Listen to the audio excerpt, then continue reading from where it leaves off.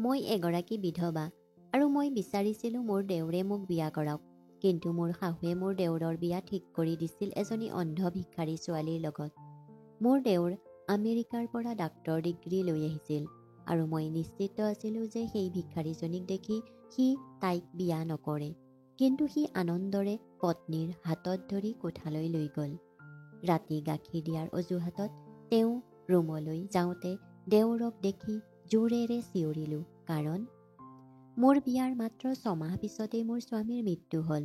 6 মাহ মোৰ শাহুৰ লগত সময় কটোৱাৰ পিছত মা দেউতাই মোক নিবলৈ আহিছিল যদিও মই তেওঁলোকৰ ওপৰত বোজা হ'ব নিবিচৰাৰ বাবে তেওঁলোকৰ লগত নগ'লোঁ। মা দেউতাৰ আৰ্থিক অৱস্থা বিশেষ ভাল নাছিল। মা দেউতাই বৰ কষ্টৰে মোক বিয়া দিলে। মোৰ শহুৰ ভাল মানুহ। মোৰ শাহুৰ 2জন ল'ৰা আৰু এগৰাকী কন্যা আছিল। মোৰ দেউৰ মোৰ স্বামীতকৈ 2 বছৰ সৰু আছিল। মোৰ স্বামীৰ মৃত্যুৰ পিছত মই অনুভৱ কৰিলোঁ যে মোৰ শাহুৱে মোৰ দেউৰৰ লগত মোক বিয়া কৰাব লাগে। সেইবাবেই মই তেওঁৰ হৃদয় জয় কৰিবলৈ যৎপৰোনাস্তি চেষ্টা কৰি আছিলোঁ। ঘৰৰ কামবোৰ মই নিজেই কৰিছিলোঁ আৰু ৰাতি শোৱাৰ আগতে শাহুৰ ভৰি দুখন মালিচ কৰি দিছিলোঁ। মই মোৰ শাহুক বহুত সেৱা কৰি আছিলোঁ, কাৰণ মই ভাবিছিলোঁ যে তেওঁ মোক আকৌ এবাৰ বোৱাৰী হিচাপে এই ঘৰখনলৈ আনিব লাগে। বিয়া হৈ যোৱা মোৰ ননন্দজনী আমাৰ ঘৰলৈ খুব কমেইহে আহিছিল, কাৰণ মোৰ শাহুৱে তাইক বৰ ধনী ঘৰত বিয়া দিছিল। সেইবাবে তাই আমাৰ ঘৰলৈ আহি বৰ ভাল নাপায়।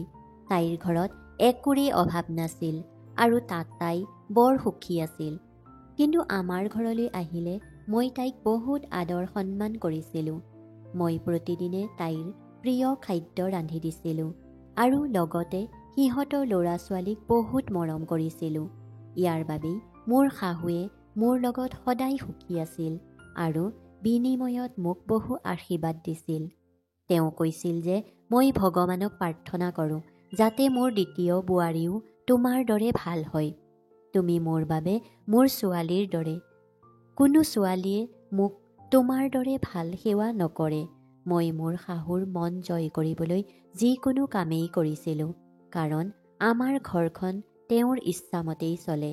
যদি তেওঁৰ কিবা এটা বেয়া লাগিছিল তেন্তে এই ঘৰৰ কোনেও সেই কথা উচ্চাৰণ নকৰে। শাহু বৰ কঠোৰ আছিল আৰু আমাৰ ঘৰখন নিজাববীয়াকৈ কোনেও একো সিদ্ধান্ত ল'ব পৰা নাছিল। ময়ো শাহুৰ মতে চলিছিলোঁ। মোৰ শাহু মোৰ ওপৰত ইমানেই সুখী আছিল যে মই বিশ্বাস কৰিছিলোঁ যে তেওঁ মোক মোৰ দেউৰৰ লগত বিয়া পাতি দিব। মোৰ দেউৰ আমেৰিকাত মেডিকেল পঢ়ি আছিল আৰু ভাৰতলৈ উভতি আহিবলৈ মাত্ৰ 3 মাহ বাকী আছিল। মই মনতে বৰ সুখী হৈ পৰিলোঁ। এতিয়া আকৌ এবাৰ এই ঘৰটো মোৰ হ'ব আৰু মই এই ঘৰৰ মালিক হ'বলৈ ওলাইছিলোঁ, কাৰণ মই গোটেই জীৱনটো দৰিদ্ৰতাত কটালোঁ আৰু ইয়ালৈ আহি গম পালোঁ আৰাম কি। এতিয়া মই ভালদৰে জানিছিলোঁ যে মোৰ দেউৰে মোক বিয়া কৰিলেহে এনেকুৱা হ'ব পাৰে, কাৰণ মোৰ শাহুৱে মোৰ কথা সদায় শুনিছিল আৰু মই প্ৰতিটো কামেই তেওঁৰ পৰামৰ্শ লৈছিলোঁ। মোৰ স্বামীৰ চেহেৰা নৰ্মেল আছিল আৰু তেওঁ বৰ শিক্ষিত নাছিল। মোৰ স্বামীৰ সৰুৰেই পৰা গুৰুতৰ অসুখ আছিল আৰু এইটো কাৰণে তেওঁৰ কোনো আত্মীয়ই তেওঁক ছোৱালী দিয়া নাছিল। সকলো আত্মীয়ই জানিছিল, কিন্তু মোৰ শাহুৱে এই কথা মোৰ দেউতাৰ পৰা লুকুৱাই ৰাখিছিল, কাৰণ তেওঁ জানিছিল যে পুতেকৰ অসুস্থতাৰ কথা যদি মোৰ ঘৰৰ মানুহে গম পায় তেন্তে সিহঁতে নিজৰ ছোৱালী বিয়া নিদিয়ে। মোৰ দেউতাই এই কথা একেবাৰেই নাজানিছিল, গতিকে বিয়াত দেউতাই লগে লগেই হ'ব বুলি মত দিয়ে আৰু মই বিয়া হৈ এই ঘৰলৈ আহিছিলোঁ। কিন্তু ভাগ্যত লিখা কথাখিনি কোনেও এৰাই চলিব নোৱাৰে। মোৰ বিয়াৰ মাত্ৰ 6 মাহৰ পাছত হঠাৎ স্বামীৰ স্বাস্থ্যৰ অৱনতি ঘটিল। মোৰ শাহুৱে মোৰ স্বামীৰ চিকিৎসাৰ বাবে বহুত টকা খৰচ কৰিলে। আনকি শাহুৱে তেওঁক চিকিৎসাৰ বাবে আন দেশলৈ নিবলৈও সাজু আছিল, যদিও মোৰ স্বামীৰ ইমান সময় নাছিল আৰু কেইদিনমানৰ ভিতৰতেই তেওঁৰ মৃত্যু হৈছিল। মোৰ স্বামীৰ মৃত্যুৰ পিছত 1 বছৰ শহুৰ শাহুৰৰ সেৱা শুশ্ৰূষা কৰি এই ঘৰখন ভালদৰে চোৱা চিতা কৰিছিলোঁ। কিন্তু সেইদিনা মোৰ শাহুৱে কোৱাত মোৰ বৰ দুখ লাগিল যে এতিয়া মই মোৰ সৰু ল'ৰাটোক বিয়া কৰাই দিম। মই মনতে ভাবি আছিলোঁ যে মই তেওঁৰ পিছে পিছে দিনে ৰাতিয়ে দাসীৰ দৰে থাকোঁ, কিন্তু এতিয়া মোৰ সকলো কষ্ট বিফল হ'বলৈ ওলাইছিল আৰু মই এইটো একেবাৰেই হ'বলৈ নিদিওঁ। এবাৰ মোৰ শাহু আৰু মই মন্দিৰলৈ দৰ্শন কৰিবলৈ গৈছিলোঁ। আমি এজনী অন্ধ ছোৱালীক দেখিছিলোঁ। তাই ভিক্ষা কৰি আছিল। তাইক দেখি মোৰ শাহু বৰ চিন্তিত হৈ তাইৰ কাষত বহি সুধিবলৈ ধৰিলে, কেনেকৈ তাইৰ এই অৱস্থা হ'ল আৰু ইয়াত কি কৰি আছে, ক'ত থাকে?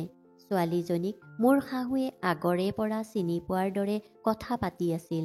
মই ভাবি আছিলোঁ মোৰ শাহুৱে কেনেকৈ ভিক্ষাৰী এজনীক কাষত বহিল আৰু তাইক কেনেকৈ চিনি পাইছিল। শাহুৱে ভিক্ষাৰী ছোৱালীজনীৰ ওচৰত ক্ষমা খুজি তাইক লগত আনিবলৈ কৈ আছিল। ভিক্ষাৰী মহিলাগৰাকীয়ে মোৰ শাহুক কৈ আছিল যে এতিয়া মই আপোনাৰ লগত কোনো পধ্যেই নাযাওঁ। যি হৈছে আপোনাৰ বাবেই হৈছে আৰু মই আপোনাক কেতিয়াও ক্ষমা নকৰোঁ। শাহুৱে কান্দি কান্দি তাইৰ ওচৰত ক্ষমা খুজি কৈ আছিল যে এতিয়া তুমি যি বিচাৰা সেয়াই হ'ব। এতিয়া তোমাৰ প্ৰতিটো ইচ্ছা পূৰণ হ'ব। তুমি মাত্ৰ মোৰ লগত ঘৰলৈ আহা। আৰু মোৰ শাহুৱে সেই ভিক্ষাৰীজনীক লগত লৈ ঘৰলৈ আহিছিল। শাহুক সুধিলোঁ, আপুনি এই অন্ধ ভিক্ষাৰীজনীক ঘৰলৈ কিয় লৈ আহিলে আৰু এইজনী কোন? তাৰ ওপৰত মোৰ শাহুৱে মাত্ৰ ক'লে যে মই তাইক মোৰ ল'ৰা ৰাহুলৰ লগত বিয়া কৰাম। মোৰ শাহুৱে এই কথা কওঁতে মোৰ ভৰিৰ তলৰ পৰা মাটি পিছলি গ'ল, কাৰণ মই যি সপোন দেখিছিলোঁ সকলোবোৰ যেন ছিন্ন ভিন্ন হৈ পৰিছিল। মই এই কথা কোৱাৰ পিছত তেওঁ আৰু ক'লে যে এতিয়া মোক এই বিষয়ে আকৌ কোনেও একো নুসুধিবা। শাহুৰ এই সকলোবোৰ কাণ্ড কাৰখানা দেখি মই আচৰিত হৈ পৰিলোঁ। তেওঁ কেনেকৈ নিজৰ ডাক্তৰ পুতেকক সেই অন্ধ ভিক্ষাৰী ছোৱালীজনীৰ লগত বিয়া পাতিব পাৰে? মই ভালকৈয়ে জানিছিলোঁ যে দেউৰে ভিক্ষাৰীজনীক দেখাৰ লগে লগে ডিঙি চেপি হত্যা কৰিব, কাৰণ তেওঁ আমেৰিকাত পঢ়ি আছে আৰু বিশেষ কিবা এটা কৰিবলৈ আগ্ৰহী আছিল। শাহুৰ এই আচৰণ দেখি মই আচৰিত হৈ পৰিলোঁ। কেইদিনমানৰ ভিতৰতে দেউৰ ভাৰতলৈ উভতি আহিল আৰু শাহুৱে তেওঁৰ বিয়াৰ প্ৰস্তুতি আৰম্ভ কৰিলে। মোৰ শাহুৱে বিয়াৰ কথা দেউৰক কৈছিল যদিও তাৰ বাবে বাছি লোৱা ছোৱালীজনী অন্ধ বুলি কোৱা নাছিল। এই কথাটো মই দেউৰক কম বুলি ভাবিছিলোঁ, কিন্তু মোৰ শাহুৱে মোক নিষেধ কৰিছিল যে ৰাহুলে যাতে গম নাপায় কাক বিয়া কৰাইছে সি। বিয়াৰ সময় হ'লত ছোৱালীজনীক দেখি ৰাহুল বৰ আনন্দিত হ'ল, কিন্তু এই কথা দেখি মই আচৰিত হ'লোঁ। অন্ধ ছোৱালী এজনীক দেখি ৰাহুল কিয় ইমান সুখী হৈছিল? মোৰ উদ্বিগ্নতা বাঢ়ি আহিছিল। মই একো বুজিব পৰা নাছিলোঁ। মোৰ দেউৰে অন্ধ ছোৱালী এজনীক বিয়া কৰাই পত্নীৰ হাতখনত ধৰি মোৰ সন্মুখৰ কোঠাটোত সোমাই গ'ল, কিন্তু মোৰ সকলো সপোন চুৰমাৰ হৈ পৰিল। মোৰ শাহুৱে মোক কৈছিল যে তুমি ৰাহুলৰ পত্নীৰ সকলো দায়িত্ব পালন কৰিব লাগিব, কাৰণ তাই অন্ধ আৰু একো দেখা নাপায়। গতিকে সিহঁতৰ খাদ্যৰ পৰা আৰম্ভ কৰি সকলো কামৰ বাবেই মই দায়বদ্ধ আৰু মই একেবাৰেই সহ্য কৰিব পৰা নাছিলোঁ। আগতে এই ঘৰত অকল শাহুৰ সেৱা কৰিছিলোঁ আৰু এতিয়া দেউৰ আৰু তাৰ পত্নীৰো সেৱা কৰিব লাগিব। সাহস গোটাই শাহুৰ লগত এই বিষয়ে কথা পাতিবলৈ সিদ্ধান্ত লৈ তেওঁৰ ৰুমলৈ গ'লোঁ। শাহুক ক'লোঁ, আপুনি মোক এনেকৈ ৰাখিবনে? আগতে কেৱল আপুনি আছিল আৰু এতিয়া মোৰ মূৰত অন্ধ ছোৱালী এজনীৰ দায়িত্ব দিছে। আপুনি মোৰ স্বামীৰ মা। মই আপোনাক আন্তৰিকতাৰে সেৱা কৰিলোঁ, কিন্তু সেই অন্ধ ভিক্ষাৰীৰ সেৱা কৰিব নোৱাৰোঁ। মোৰ শাহুৱে কৈছিল, তুমি মোৰ ওচৰলৈ আহা, মই তোমাক ক'ম তাই আচলতে কোন। মোৰ অন্তৰখন তেওঁৰ লগত বহিবলৈ সাজু নাছিল। মাথো এই ঘৰৰ পৰা ওলাই যাব বিচাৰিছিলোঁ। মোৰ সকলো পৰিকল্পনা ব্যৰ্থ হৈছিল আৰু তেওঁৰ পৰা একো শুনিবলৈ ৰৈ থাকিব নোৱাৰিলোঁ। মোৰ ইচ্ছা নাছিল যদিও শাহুৰ ওচৰত বহিব লগা হ'ল। শাহুৱে ক'বলৈ ধৰিলে, এয়া সেই সময়ৰ কথা যেতিয়া ৰাহুল আমেৰিকালৈ যোৱা নাছিল। সি মোক ক'লে যে সি আমাৰ গাঁৱত থকা নীতুক ভাল পায় আৰু দুয়োজনে ইজনে সিজনক বহুত ভাল পায় ৰাহুলে মোক সদায় কৈছিল যে সেই ছোৱালীজনীৰ ঘৰলৈ গৈ সিহঁতৰ বিয়াৰ কথা পাতিব লাগে। কিন্তু ৰাহুলৰ প্ৰেমৰ কাহিনীটো মোৰ একেবাৰেই ভাল নালাগিল, কাৰণ তেওঁলোক বৰ দুখীয়া আছিল আৰু মই বিচাৰিছিলোঁ ৰাহুলৰ বিয়া হওক বৰ চহকী ঘৰত। ৰাহুলে মোক বহুত বুজালে যে মানুহৰ সুখৰ লগত টকাৰ কোনো সম্পৰ্ক নাই, কিন্তু এই কথা মই বুজি পোৱা নাছিলোঁ। মই ছোৱালীজনীৰ মাক দেউতাকৰ ঘৰলৈ গ'লোঁ আৰু ক'লোঁ যে তুমি তোমাৰ ছোৱালীক বুজাই দিবা যে তাই মোৰ ল'ৰাৰ পৰা আঁতৰি থাকিব, নহ'লে তোমাৰ বাবে ভাল নহ'ব। তোমাৰ দৰে মানুহক মই ভালদৰে চিনি পাওঁ। মোৰ ল'ৰাৰ টকাৰ ওপৰত তোমাৰ ছোৱালীৰ চকু আছে। সেইবাবেই তোমাৰ ছোৱালীয়ে মোৰ ল'ৰাটোক প্ৰেমৰ জালত আবদ্ধ কৰি ৰাখিছে। আপুনি যি ভাবে সেয়াই মই একেবাৰেই হ'বলৈ নিদিওঁ। ছোৱালীজনীৰ মাকে মোক কানি কানি কৈ আছিল যে আমি আমাৰ ছোৱালীজনীক এনেকুৱা একো শিক্ষা দিয়া নাই। আমি হয়তো দুখীয়া, কিন্তু আমি সন্মানীয়। ইয়ালৈ আহি এনেকৈ ক'লে আমাৰ নাম সমাজত কলংকিত হ'ব। অনুগ্ৰহ কৰি ইয়াৰ পৰা যাওক। নিতুৰ মাকে কৈছিল যে ইয়াৰ পিছত মই কেতিয়াও নিতুক আপোনাৰ ল'ৰাক লগ কৰিবলৈ নিদিওঁ। ঘৰৰ পৰা ওলাই আহোঁতে ঘৰৰ বাহিৰত বহুত মানুহ গোট খাইছিল আৰু সকলোৱে এই বিষয়ে জানিব পাৰিছিল। নিতুৰ মাকে লাজতে মূৰ তল কৰি আছিল। তেওঁ বহুত কান্দি আছিল। ঘৰলৈ আহোঁতে ৰাহুলৰ লগত একেবাৰেই কথা পতা নাছিলোঁ। ৰাতিৰ আহাৰ খাবলৈ মতাত সি নাখাওঁ বুলি ক'লে। নিতুৰ অপমান সি একেবাৰেই সহ্য কৰিব নোৱাৰিলে, কাৰণ সেই ৰাহুলে আগতে কেতিয়াও এনেকুৱা হোৱা নাছিল যে মোৰ লগত কথা পতা নাই। ৰাহুল আছিল অতি আজ্ঞাকাৰী ল'ৰা। মই মাতিলেই সি দৌৰি আহিছিল আৰু এই সকলোবোৰ ঘটিছিল কাৰণ নিতুৱে ফোন কৰি ৰাহুলক গোটেই সঁচা কথা কৈছিল। পিছদিনা পুৱা ৰাহুল ঘৰৰ পৰা ওলাই যাওঁতে ক'লৈ গৈ আছে বুলি সুধিলোঁ আৰু সি ক'লে যে সি নিতুৰ ঘৰলৈ গৈ আছে তাইক লগ কৰিবলৈ। মই তাক বাধা দিবলৈ বহুত চেষ্টা কৰিলোঁ যে নিতুৱে কেৱল তোমাৰ পইচাৰ কথাহে চিন্তা কৰে আৰু মই কেতিয়াও তোমালোকৰ দুয়োৰে বিয়া হ'বলৈ নিদিওঁ। ৰাহুলে মোৰ কথা একেবাৰেই নুশুনিলে। সি ঘৰৰ পৰা ওলাই গ'ল। কিছু সময়ৰ পাছত আকৌ ঘৰলৈ আহোঁতে সি জোৰেৰে কান্দি আছিল। তাৰ ৰুমত সি সকলো বস্তুৱেই দলিয়াই আছিল। তাৰ কোঠাৰ দুৱাৰত কেইবাবাৰো টোকৰ মাৰিলোঁ, কিন্তু সি মোৰ প্ৰশ্নৰ উত্তৰ নিদি কোঠাটোত আবদ্ধ হৈ থাকিল। গোটেই দিনটো সি একো নাখালে আৰু ৰাহুলৰ মোৰ প্ৰতি থকা আচৰণ মই একেবাৰেই সহ্য কৰিব নোৱাৰিলোঁ, কাৰণ মই তাৰ মাক আছিলোঁ আৰু মই তাক নিজৰ জীৱনতকৈও বেছি ভাল পাইছিলোঁ। মোৰ ডাঙৰ ল'ৰাটো সৰুৰেই পৰা অসুস্থ আৰু মই এতিয়া দ্বিতীয় পুত্ৰক হেৰুৱাব বিচৰা নাছিলোঁ।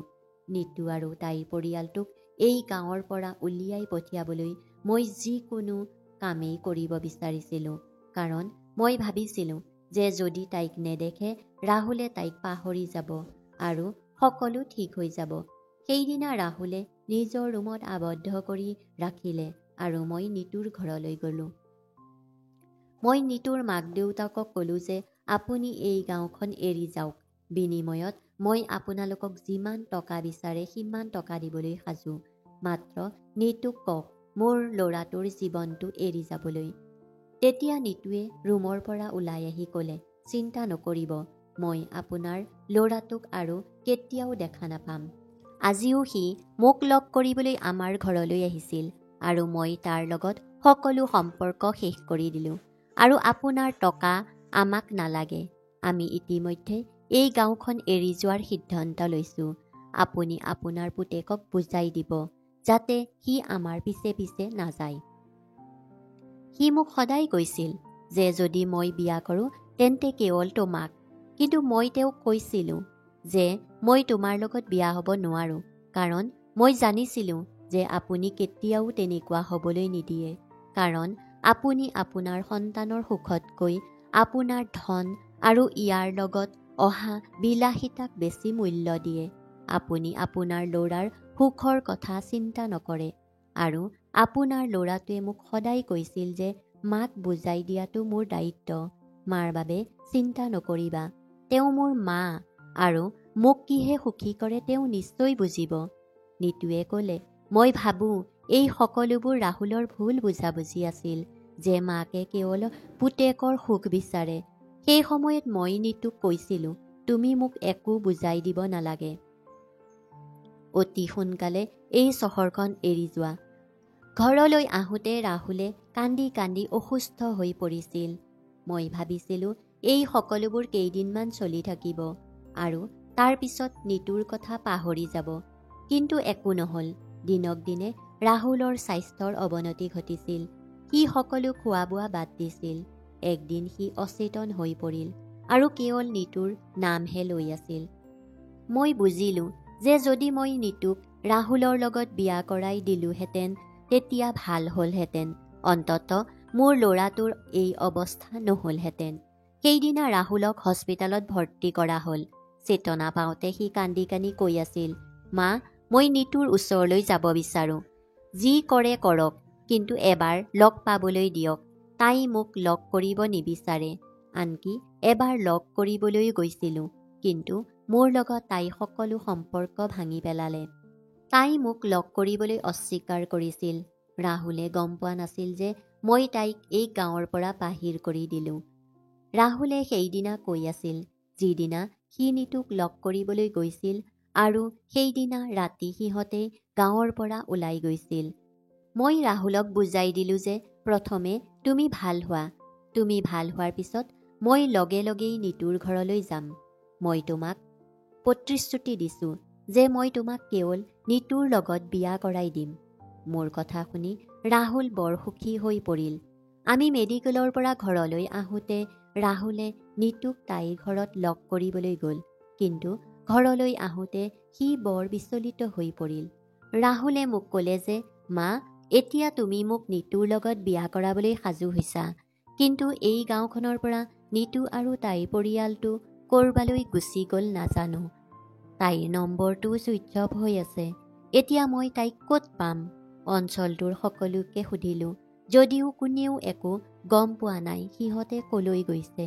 আচলতে সিহঁত ক'লৈ গৈছিল ময়ো গম পোৱা নাছিলোঁ। ইয়াৰ পিছত ৰাহুলে প্ৰায় 6 মাহমান নিতুক বিচাৰি ফুৰিছিল যদিও তাইক ক'তো নাপালে। ৰাহুলৰ বিশ্বাস আছিল যে এতিয়া আৰু কেতিয়াও নিতুক লগ কৰিব নোৱাৰিব। ৰাহুলে সিদ্ধান্ত লৈছিল যে সি দেশ এৰি গুচি যাব আৰু কেতিয়াও ঘূৰি নাহে। ৰাহুলৰ সিদ্ধান্ত শুনি মই বৰ বিচলিত হৈছিলোঁ আৰু মোৰ যি আচৰণ আছিল তাৰ বাবে মই অনুশোচনা কৰি আছিলোঁ।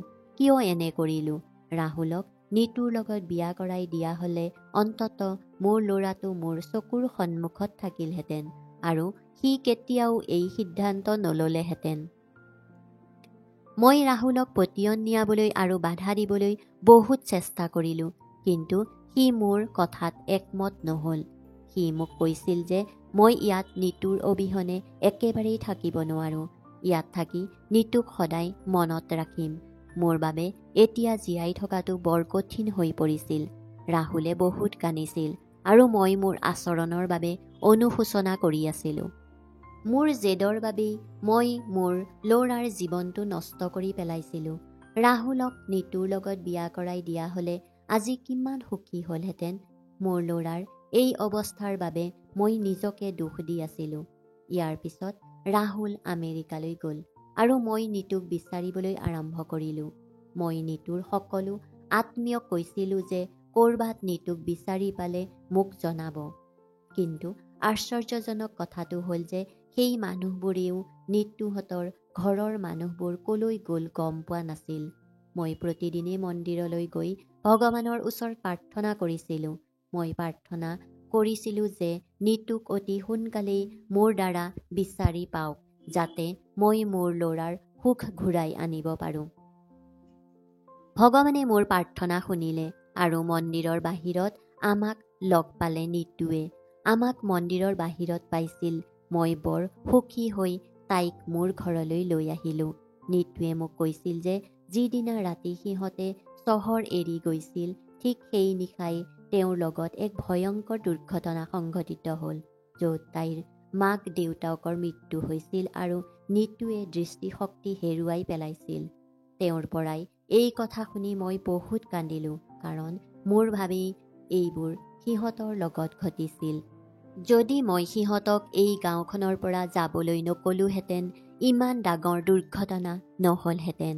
সেইবাবেই মই সিদ্ধান্ত লৈছিলোঁ যে এতিয়া মই নীতুক ৰাহুলৰ লগত বিয়া কৰাই দিম। আৰু যেতিয়া ৰাহুল বহিৰাজ্যৰ পৰা ঘৰলৈ ঘূৰি আহি নীতুক দেখিব, তেওঁ বৰ সুখী হ'ল। ৰাহুলক সুখী দেখি মোৰ চিন্তাও দূৰ হ'ল। মোৰ বাবে টকাতকৈ মোৰ সন্তানৰ সুখ বেছি গুৰুত্বপূৰ্ণ আছিল। এই সকলোবোৰ কৈ থাকোঁতে শাহুৰ চকুৰ পৰা চকুলো বৈ আহিছিল। তেওঁ মোক ক'লে, বোৱাৰী, তোমাৰ মনত কি আছে মই জানো। তোমাৰ ইচ্ছামতে মই কেতিয়াও কৰিব নোৱাৰিলোঁ, কাৰণ মই অসহায়। তুমি মোৰ ছোৱালী, আৰু তুমি মোৰ প্ৰতি কৰা সেৱাৰ বাবে ভগৱানে তোমাক নিশ্চয় পুৰস্কৃত কৰিব।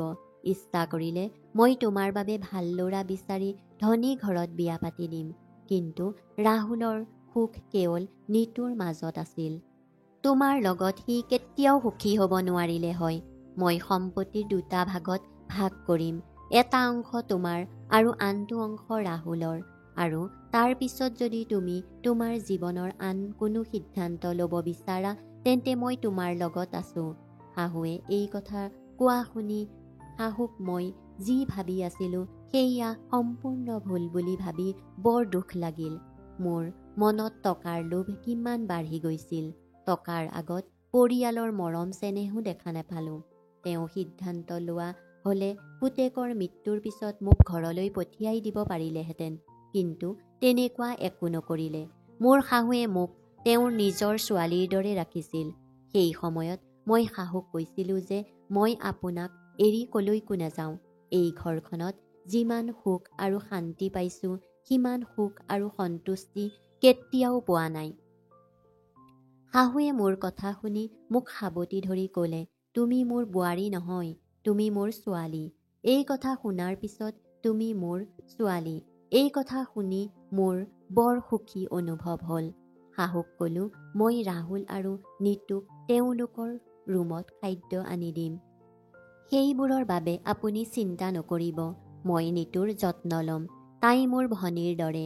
মই কেতিয়াও তাইক অনুভৱ কৰিবলৈ নিদিওঁ যে তাই দেখা নাপায়। শাহুৱে মোৰ মূৰত হাত থৈ ক'লে, বোৱাৰী, মই তোমাৰ পৰা এইটোৱেই আশা কৰিছিলোঁ। মই খাদ্য লৈ ৰাহুলৰ ৰুমলৈ গ'লোঁ।